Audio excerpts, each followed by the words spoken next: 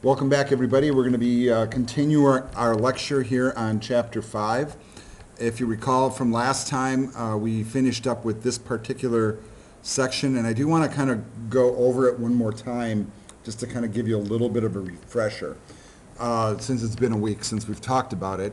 What is a function? Let's start with that. A function is a combination of code statements that all operate under one moniker. So right here below we have an example of a function, and you can tell that it's a function because it's got a definition.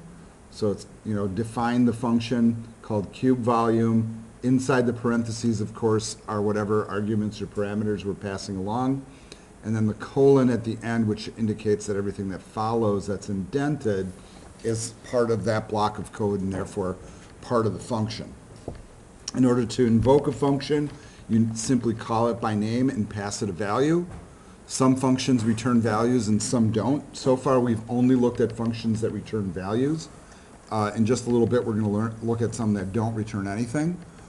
The other thing that was important in this section as we were transitioning out of lecturing last week was the fact that many programmers, when they write Python programs, tend to do the same thing that we do when we write Java programs, and that is they develop what they call a main method or main function to drive the whole rest of the program. And the way that you get this to work is basically you set up all your functions, however many that happens to be.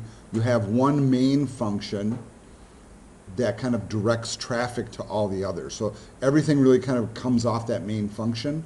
And the reason that you do it this way is rather than putting lots of individual lines of code in your main program body, what the thinking is that you create these functions that have, let's say, a couple lines of code or maybe 20 lines of code, right?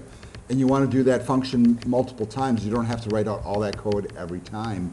You can just simply create it, call it a name, and then call upon it whenever you need. And then we end up doing the same thing with the main function. So what you see here becomes kind of a typical pattern for more complex Python programs. And that is we have a main function running the whole thing. Ultimately, to get the program to work, you do have to call main in order to make it happen. So this is kind of an interesting approach, and just kind of like the same thing over again here in a different graphic. But I think you get the point, and if you're working and learning Java right now concurrently with this, this will not seem like a weird thing, because in Java, nothing works unless you put it in the main method. You don't have an executing program. Python doesn't quite work that way, but developers follow that same pattern because, you know why? It's a logical way to work. It just is. So sometimes, people that are programmers tend to do things by convention. And the reason they have those conventions, real frankly, is because they're practical and they have meaning and allow you to do a lot of stuff a little bit more efficiently.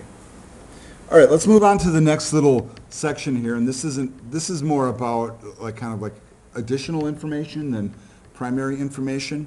But what the author here is trying to point out is that it's a very common practice when you write code, at least if you're what they call a well-developed programmer, and particularly if you're working with teams, and you are writing functions. In fact, you might get on a programming project when you're a professional, and a programming project, if it's a really large application, can be pretty complex.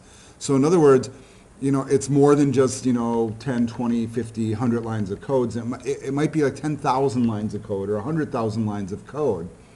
And there's no way that one person can really wrap their head around that. So you have people that divide the project up either into smaller programs or into functions.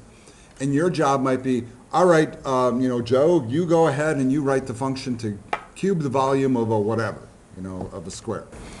And then in doing that, one of the requirements that you have is to also document it. And a real common technique in Python is that you use our standard commenting technique right before the definition of a function, and that way anybody coming into the code cold, never having seen it before, can go, oh, all right, I see. So this computes the volume of a cube. All right, I get it, And then notice that they have a couple little extra things in there with an at sign in front. The at sign is kind of like a functional way of saying that this is information that we're either throwing to it or bringing back. And in this case, they say the parameters are the side length. There happens to only be one parameter here, but if there was a whole list of parameters, you would give the whole list. And that way, people that are sending information to this function, never having written it themselves, will know what's expected to be thrown at it in order to get the right thing back. Then, of course, you include the return value that shows what you're sending back to the program that's calling it. There is another technique for documenting functions, and that's the one that you see on the screen right here. And I think this is one that, I'm not like a huge Python programmer, but I've seen enough Python code, and I kind of have seen a combination of the two different styles, frankly. I think the style up above is more common from the standpoint that it also works in a gazillion other languages. Pound signs, that same format is really typical. But there are a whole school of Python programmers that document their functions this way, where they can just simply put a string right inside the code.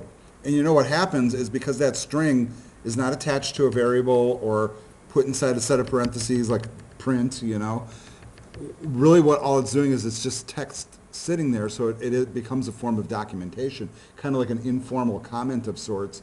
And some people use this approach. Frankly, I don't like it as much because I think it confuses the code a little bit and makes the, adds lines to the code, especially, if you have a lot to say about it. This just says computes the volume of the cube. Well, that's pretty efficient and simple. I get it. But what if it's more complex and has like 10 parameters going in?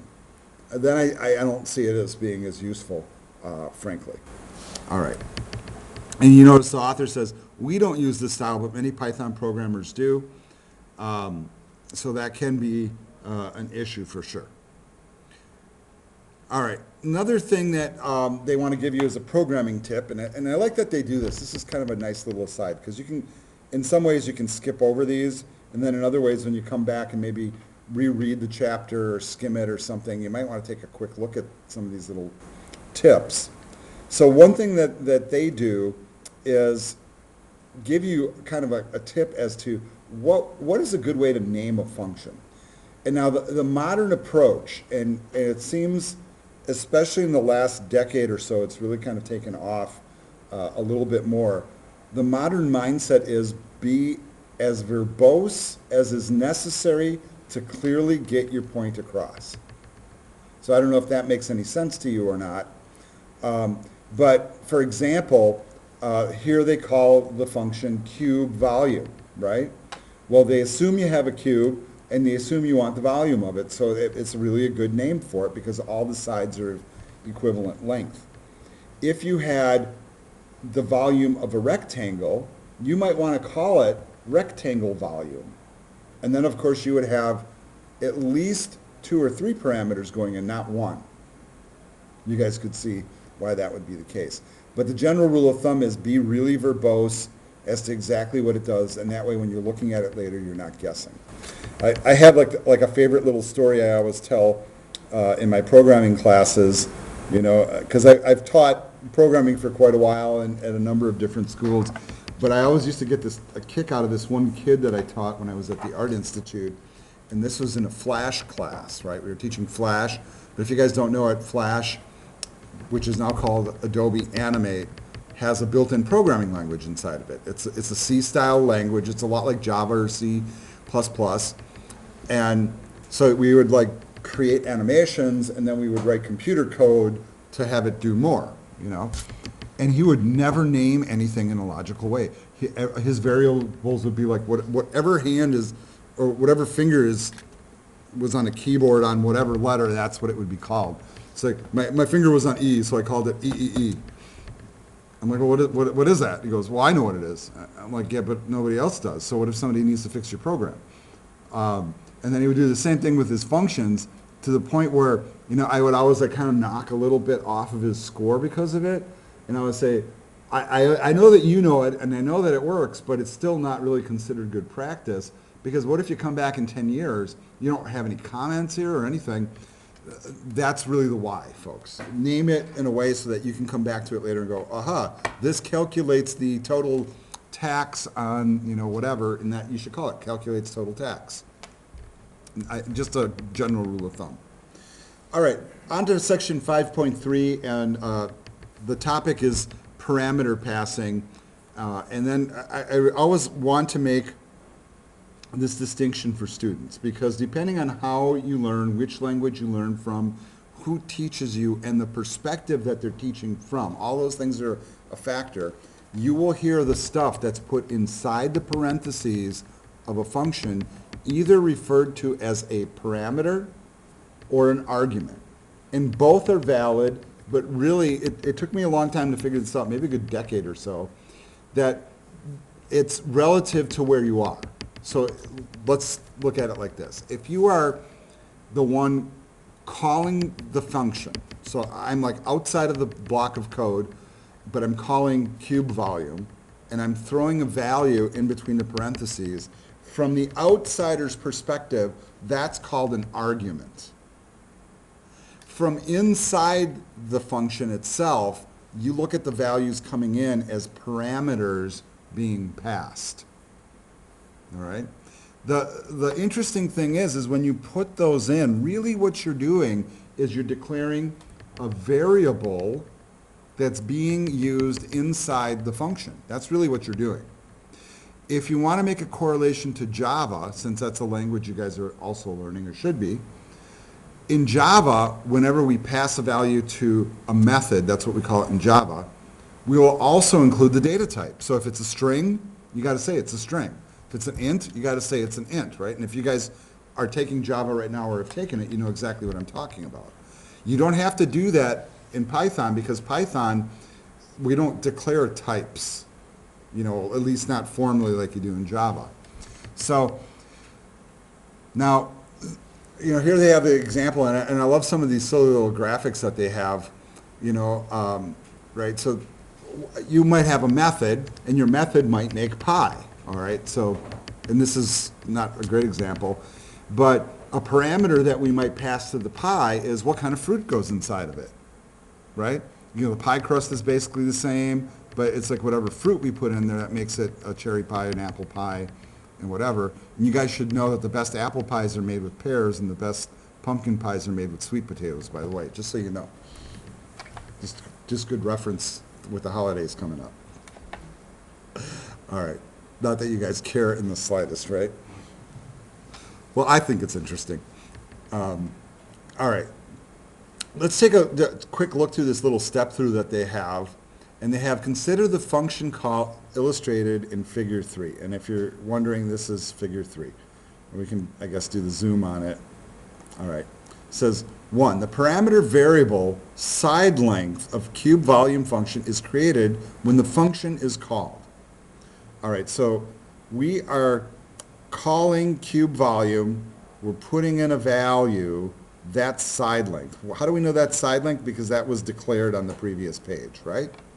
That's the parameter going in. So when we send this off to that function, that 2 feeds that variable. The result of whatever the calculation is, what is the result of that calculation? It's 2 cubed, right? Which is 2 times 2 times 2, which is 8, right? So result 1 would equal 8. Side length should stay unchanged. Do you see like what's going on here? We'll talk about this in just a second. So when we finally get the value in there, right, this side length becomes 2. It's received inside there. We cube it. It gets stored in volume. Volume then is returned back to wherever it came from. So side length was 2. It remains unchanged. Volume is 8 because we did the math. And then we end up returning 8 back to this spot, which then assigns it to result 1. And that's a really key thing, folks. Whenever you have a function that returns a value, when it comes back from wherever it went to, you have to have a place to put it. It can't just sit in thin air. And if you don't have somewhere to put it, the Python interpreter, debugger, whatever, is going to yell at you. It's going to say, hey, what's up? And then you're trying to figure out what it actually means by that. So that's kind of the procedure. All right, let's move on. All right. As we start to work with, parameters and arguments, they try to make the point here, and this is a tip, not a rule, mind you, okay? The tip is don't modify your parameter values. Like we just saw on the previous page how we passed a value over to the cube volume thing, and we ended up not changing the value of the side length because the side length is what it is. And from a logical standpoint, it makes no sense to change it. So what they're showing here is if you have a method where it's receiving both dollars and cents, right? That's the numbers you're throwing at it. When it comes inside the program, these are variable declarations, so these variable names will work inside here. And you notice what we're doing is we're taking the dollars, multiplying it by 100, and then adding the cents, right? And then where are we storing it? In the first example, they're storing it in cents. So what they're doing is the amount that the thing that they're sending in, they're in essence changing it, storing the outcome in there, and then returning this. Will it return the right value? Yes, it will. However, and this is a big however, what if that cents is also declared somewhere else in the program and you just changed the value of it and you shouldn't have? So what programmers that have good sense about them, right, or follow good convention, will do it this way. They'll send dollars and cents in, they'll use it for their calculations, but they are not altering those values after they're in. And they create a new variable called result and then return the result. Functionally, these two will return the same value. You'll work the same. The difference is the second one will leave the original dollars and cents values intact. Now, those values, got to keep this in mind, can be passed as hard-coded numbers or they can be passed as variables. And it's when they're variables where it becomes an issue, particularly if you're sharing the same name between parts of the program. They also show another tip here, which I think is a pretty good one. All right. It says trying to modify arguments. So here's kind of like the same principle again in effect. So they have this defined function called add tax. We're sending into it a price and a rate. All right? If you look at the next line, it says tax equals price times rate divided by 100. Okay, so that's your tax. Then they say price equals price plus tax, and then they're returning the tax. Now price just got changed. I don't know why. There's kind of seemingly no reason for it. But notice that what it says is it has no effect outside the function. So price, even though we changed it here, if I was using it somewhere else, the value outside of here with the same name would not be changed. Only inside here is it changed. It's localized, do you see? That's kind of like the trick to it. And so what they're saying is, it says, now consider this call. Total equals 10. All right, whatever. All right, and then they say, add tax total, comma, 7.5. And notice what this says. This does not modify the total. We're just using the value to pass it in. Does it matter that the word total is different than price? No, it doesn't matter. All that's saying is that when total reaches add tax, it's now using the variable name price.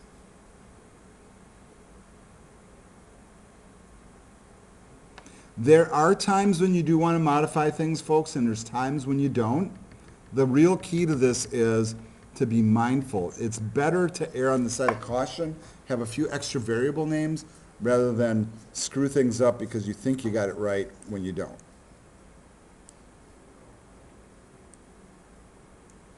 All right, let's talk about return values now. All right, so return values can be pretty simplistic, and I want to show you kind of an interesting thing here because I see this cube volume thing coming up again up on the screen, right below that yellow box, and it says, you know, defines cube volume, side length, a colon, and then our return statement. Is that return statement actually enough? Would that actually do the work? Can I do the math right inside the return statement? The answer to that question is sure. Why not? That is probably the most efficient implementation of that method, function, that we've seen so far.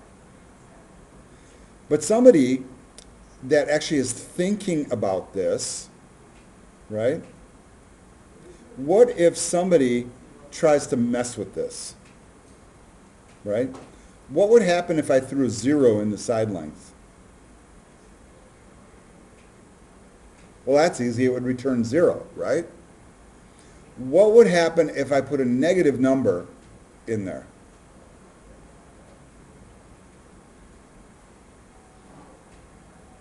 You guys might have to think about that. Can you cube a negative number? Sure. What's minus 1 times minus 1? What's minus 1 times 1? Right. Does that give you any sort of real... So is your volume of something with the side of negative 1 even possible? No, it's not even possible. It's not even theoretically possible, right? So what they more intelligently do in the second example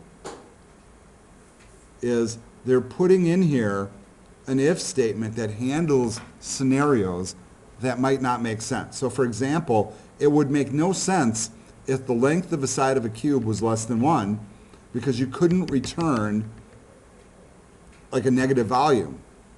That's not possible. Right? So what they're saying is if it's less than 0, return 0. And then otherwise carry on with your regular code. All right, so you see the logic that's kind of happening there. So you have to kind of logic through the possibilities. Just because something sometimes works does not mean it's the best way to do it.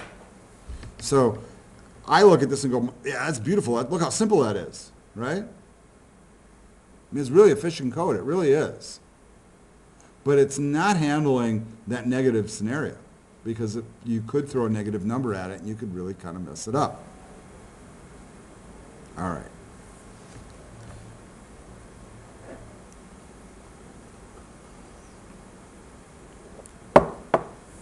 The other thing that they mention here is that if you are working with a function that has a branch, and what they mean by a branch is like an if statement or something like that, you need to make sure that every part of that function can return a value if a scenario hits. So what they're saying here is if you are in a function, and you know what, this one has an error with it, doesn't it? It says if side length is greater than or equal to 0. Is that an error? Then return the side length? No, that's not an error. That's spot on. It just happens to be the inverse logic of what we saw above. But the bottom one on the screen where it's got the return 0 and the else is more efficient. So what they're saying is if it's 0 or more, go ahead and do the math. Otherwise, just return 0. But you see how both parts of the if statement have a return so you can get out. So if you're like inside the thing, if you are branching and you're returning from one of the branches, you better have a return out of the other branches too. Or some cleanup code at the end that gets you out, especially if you're expecting a result to come back. You know, so, I mean, if you're in a situation where you're calling on something and you're expecting a value to come back and you're not sending anything back, well, then you really have an issue, Another approach that many programmers do, and I think this is probably more common in Java and older school languages, is they'll do the same thing that we just saw above, right? But instead of directly returning it, they'll set whatever the value is to a variable, and then after it's all done, and so instead of returning from each branch, you just return once from the end. Functionally equivalent, right? Both of them would work. Neither one is right or wrong. You might say that, you know, the second approach, the last approach we're seeing here is maybe logically more plausible. And I think that from a traditional programming standpoint, a lot of programmers would prefer that you do this because then you're retaining that value, storing it in memory. Some programmers will say that that's an inefficient use of memory and we should just brute force do the return and get it over with without chewing up memory space. Both approaches are quite valid for different reasons.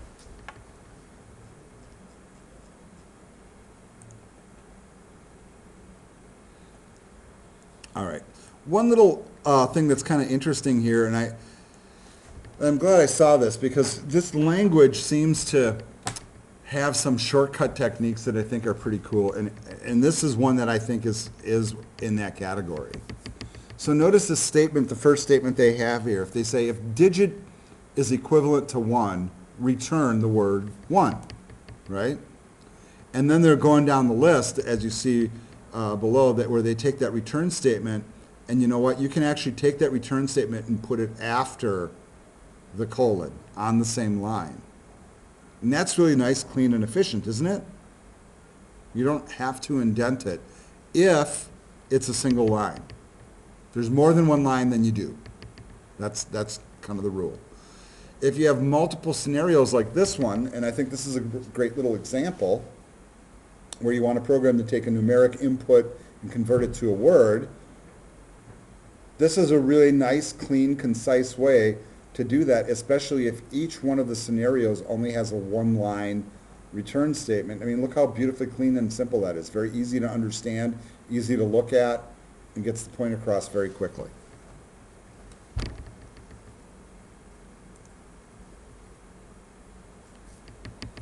All right. They have this like special little section here on how to implement a function. I'm not going to walk through it, but if you want like more examples of like, you know, how to think about this stuff and how to proceed, this is really kind of a nice little example. You can go ahead and run the code at the bottom too. I also have a nice little example here about generating random passwords. So I think it's always fascinating when you go to websites and some of them will give you suggested passwords, right? Because like you're too dumb to figure out your own or something.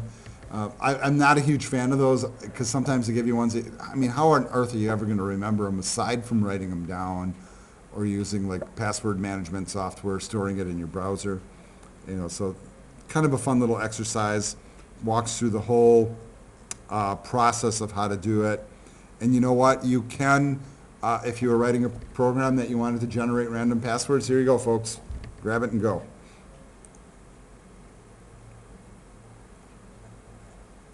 All right. Now let's talk about some functions that do not have return values. All right.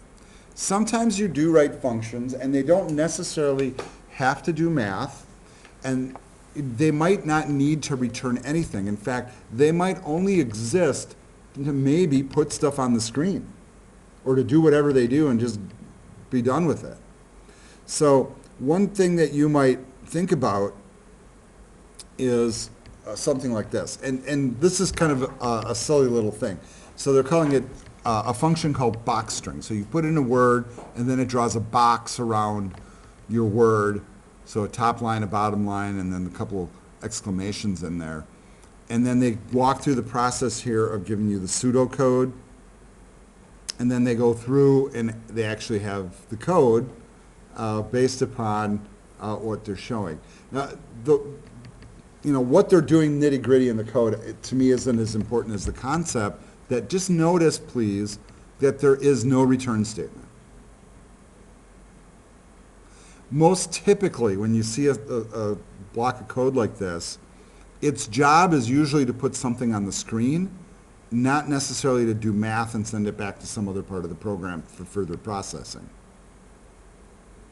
No return statement. You can still put the method together though, and it still does what it does.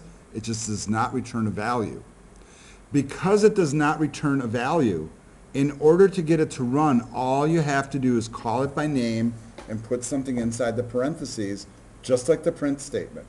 Think about how the print statement works. All right, that's a pretty common technique. If I tried to take that same function that doesn't return anything and set that equal to result, that's not going to work because it's not sending anything back, so it can't grab the code and put it in result. It just won't work.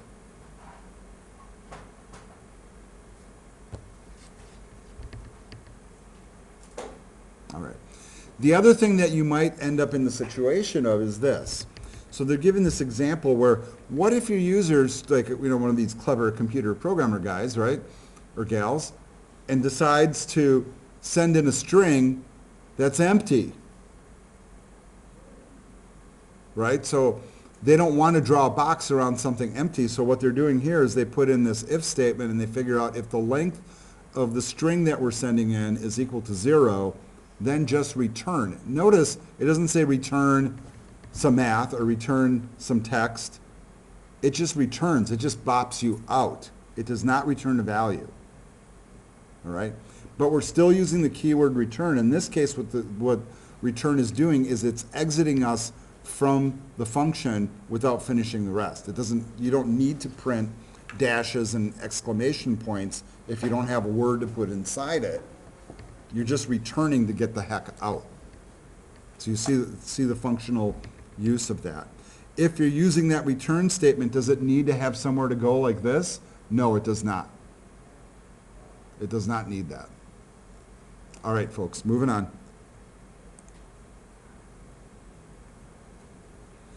All right. I love these little asides that they have.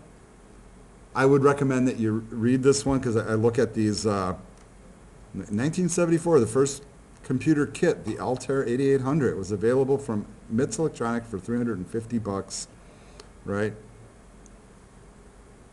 And this is a great little read. What's really funny is I have a magazine in my office that's from kind of this era. I can show you a picture of one of these. Maybe when we take a break, I'll bring the magazine in. But what I find really fascinating about vintage computing, you guys, is, I look at like the stuff that people were doing on these old systems, especially when they did get like a keyboard, mouse, and monitor. And like the screen that you're seeing here is a program called VisiCalc. And this is the irony. When I got my first Apple IIe, it came with this program, on floppy disk, of course. But it was a fully functional spreadsheet program. Does all the same kind of stuff that Excel does now, way back then. It just astounds me that people had like the wherewithal back then to kind of think through creating this stuff before there was a paradigm to match it to. But if you're not really aware, next to a document editor, a spreadsheet is probably one of your most powerful IT software programs. I think of like Excel in particular, but Excel was built kind of on top of the technology of Lotus 1-2-3, and Lotus 1-2-3 was built on top of the technology from VisiCalc. And really all that software like this does is creates rows and columns, but it also allows you to associate columns or cells of information and put formulas into those cells. So like if you have like a whole column of numbers, you can put a formula in one cell, sounds like programming, right? And then have it calculate a whole bunch of stuff. Really powerful software. Blows my mind that people on really primitive devices were thinking to even create this. I think that's astounding, because spreadsheets, I'll tell you, are one of my most favorite IT tools for sure. All right. Let's talk about the concept now of reusable functions. And I know that we're getting to that point now. We're just about done with the lecture part here, and then we can get into the code. All right, so we've kind of getting the point here that we've used a bunch of functions already, ones that are built in. We've also are now learning how to create our own. But the whole point of creating a function is to create something that might be usable more than once. And that's really when you start to like decide in a program, why would I build a function and not just write the code?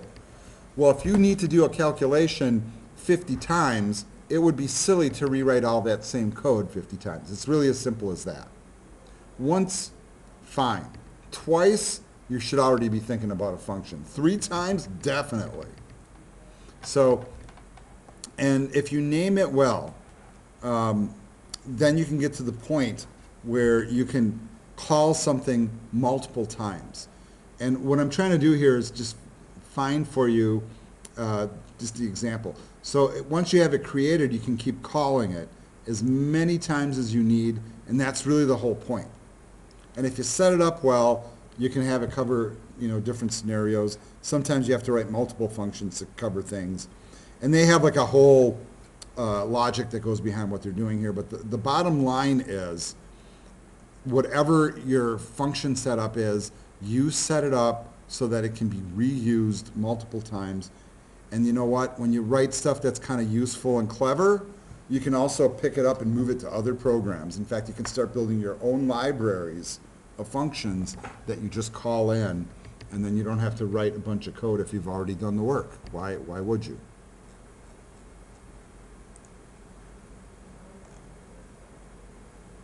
All right, let's talk about this concept here, and I think this is absolutely fascinating.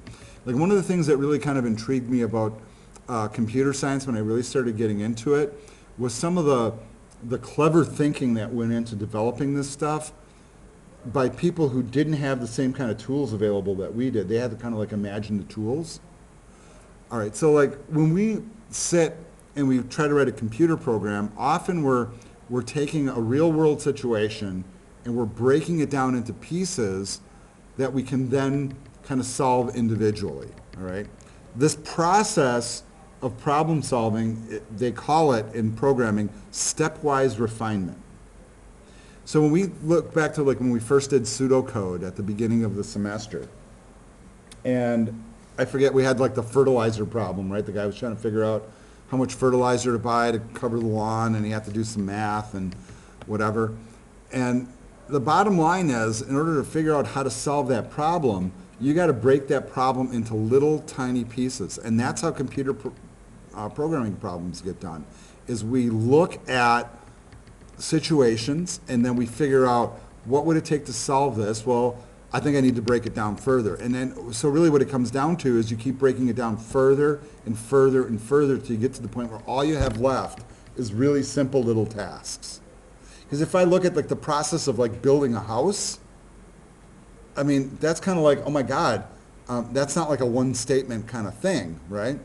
It's like you got to drop a design, you got to make a blueprint, you got to buy the materials, you got to get some tools, you got to buy the supplies, you know, whatever it is, and then you go step by step by step by step by step, and every task that you can look at globally ultimately breaks down to be tiny little things put together to solve a problem. And they use this silly little example here of making coffee, you know. Get coffee, all right? So this is like maybe one of my like daily issues. I'm leaving the house today and I'm like running late, and guess what the answer was? Get coffee. Sorry, no, not enough time. But you know, let's say you do have enough time. All right, well then, do I got any money? Well, yeah, I got money. How much money you got? You got $10? Let's go to Starbucks. You got $2? We'll go to McDonald's, right? Or Speedway or something. And that's the kind of process that you have to go through to get to like ultimately having that cup of coffee. For as silly as you might think it is, there are a gazillion little steps in there, and it is that kind of thinking that you guys have to employ when you're writing a computer program, because it doesn't always go right to the easiest answer. It sometimes takes a whole progression of logic and thinking in order to break something down to the point where it makes sense with the little pieces that you're trying to figure out. I'm not too worried about their example here. I think that kind of overview is really kind of adequate. All right. Couple more tips. First one that they have here is keep your functions short. Don't make them unnecessarily long.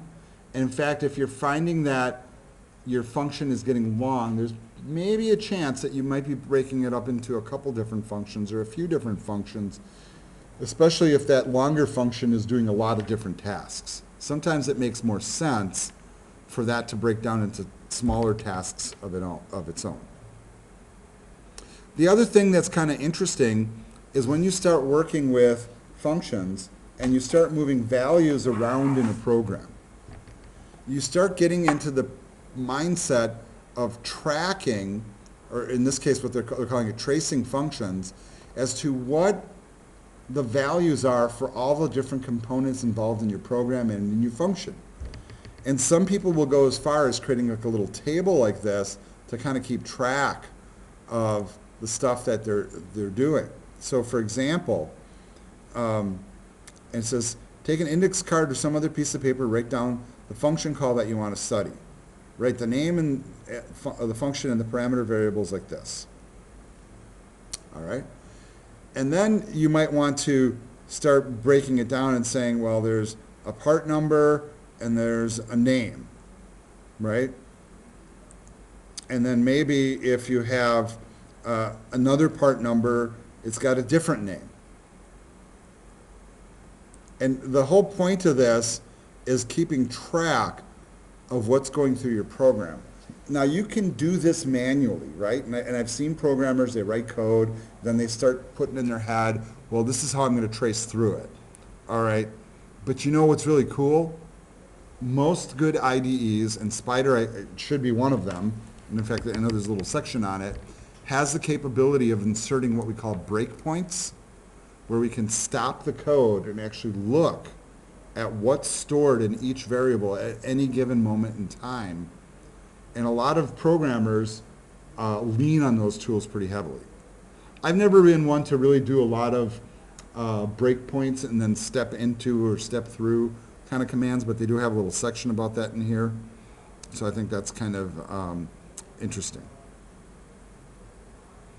Another little concept that you should be aware of is a thing called stubs. And sometimes programmers will write what they call program stubs, and really often what those are either just like dummy text or a dummy function.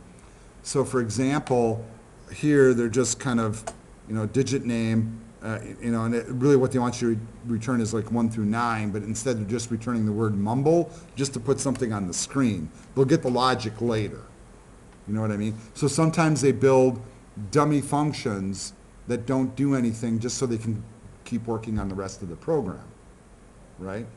I always think of like when I create a web page, sometimes I'll create the whole menu structure, and then up at the top, I'll have a bunch of links, but not all of them work yet, right? But I know what they look like. I'll build that page later, that kind of thinking. All right, just a helpful tip. All right. They do this course grade thing. You guys can read that if you want. Okay, well here's this whole thing about using a debugger, folks. And I know that the tool that they're showing here I think is Spider, but they will show you that if you click on this, that if you start putting in breakpoints, you see this little red mark here? You notice how it's in the margin? You can create what they call a breakpoint by just simply clicking on that left margin. You'll get a red circle. This is true in a lot of IDEs. And what that does is when you hit run on the program, it'll run until it gets to that point and then it will stop.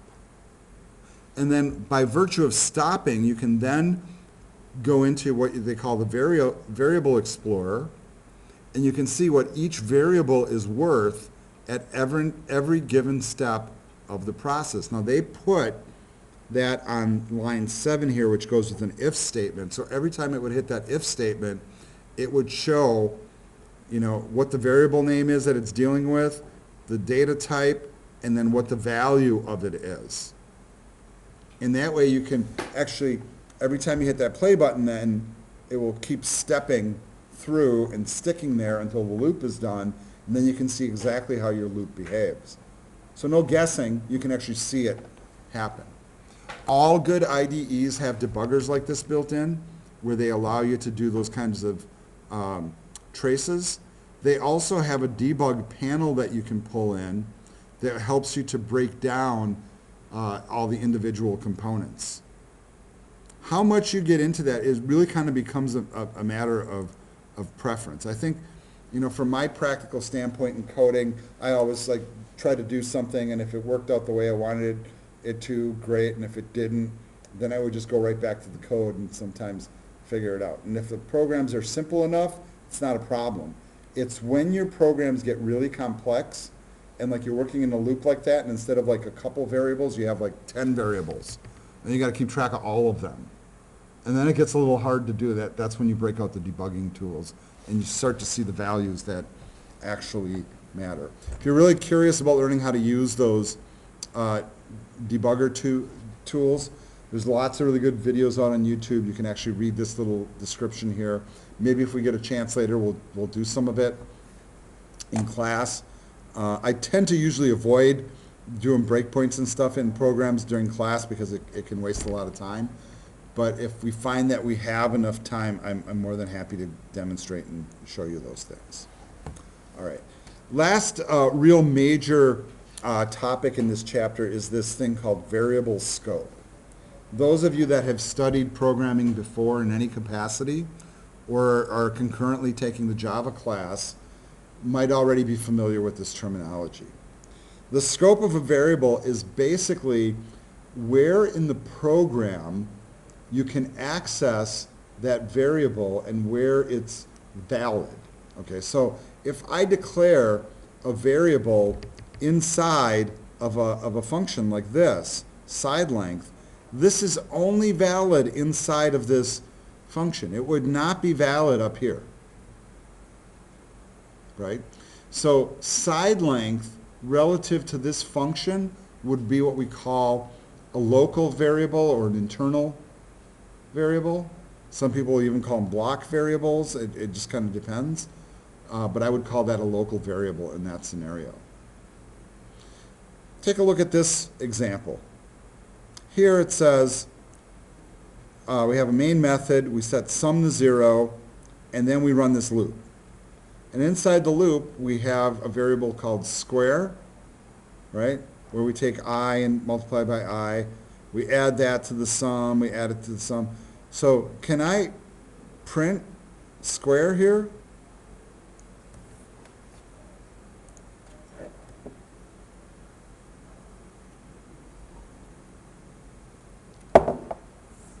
And I don't know if you guys can make out the graphic on that screen.